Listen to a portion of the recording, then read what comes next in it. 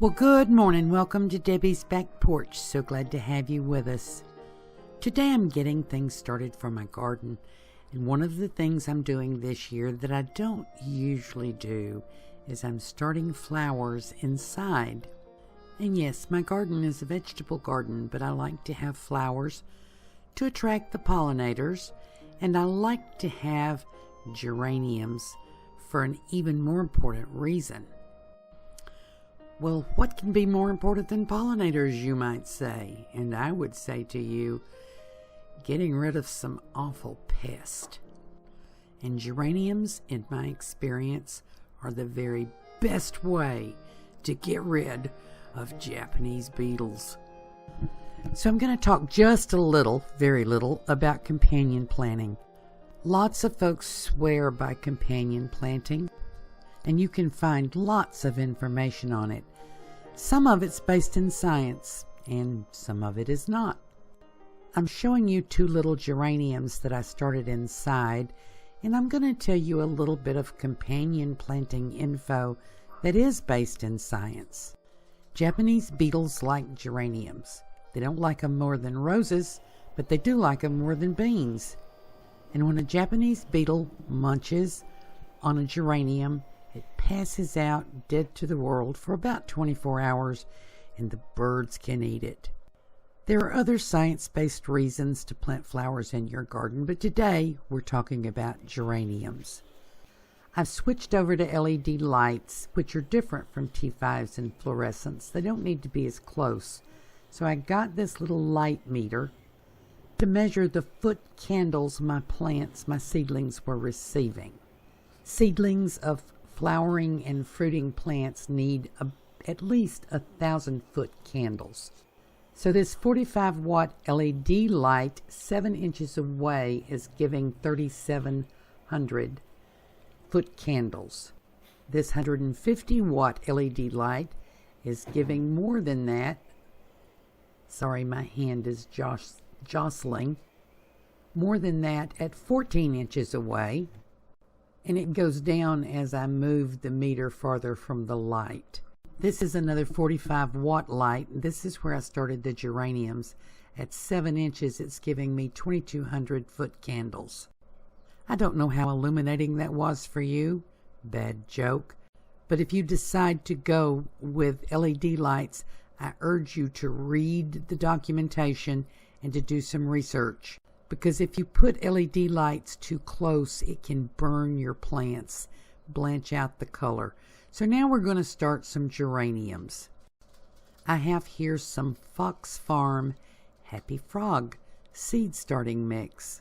I tried starting geraniums in my grow plugs and my regular seed starting setup, and it just doesn't work. I think they were too deep down in the little hole in the plug. This works much better.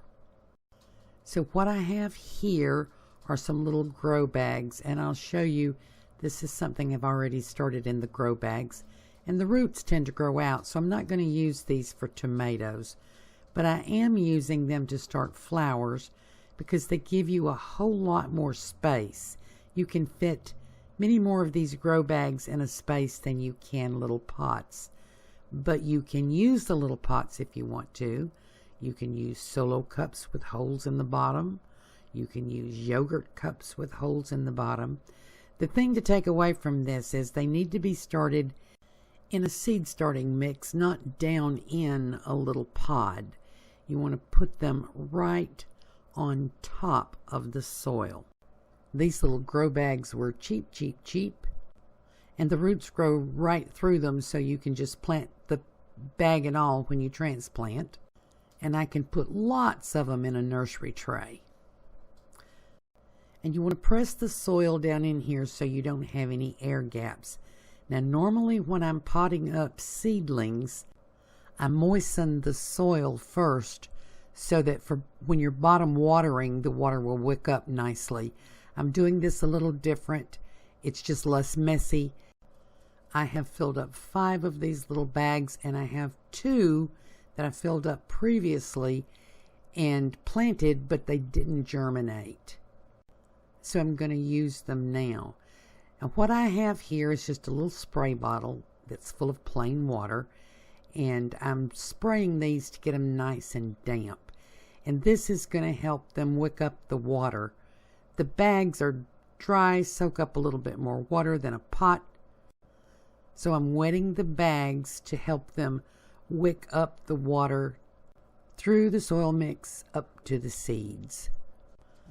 By the way, if you'll notice, I've already put little tags in there so I don't get confused about what I have.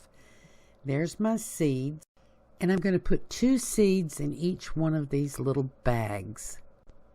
I'll use tweezers, and when I place the seeds in the bags, I will just barely go under the surface of the starting mix.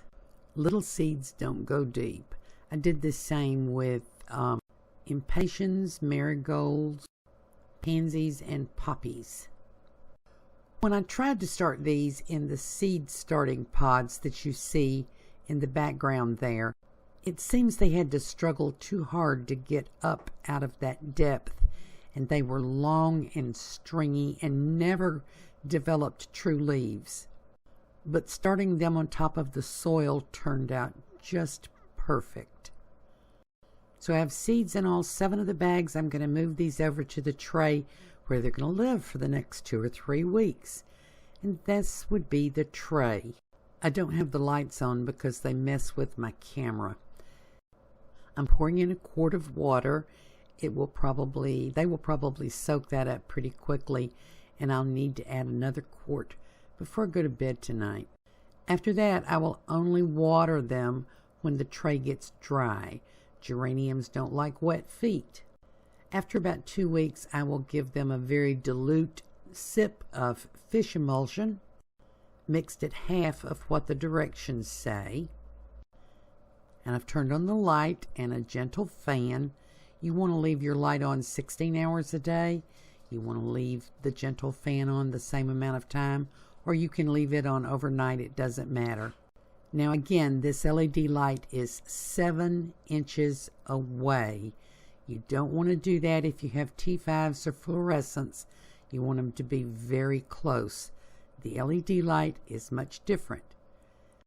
Read your directions to determine how high you want your light. By the way, I got the light meter on Amazon for about $22.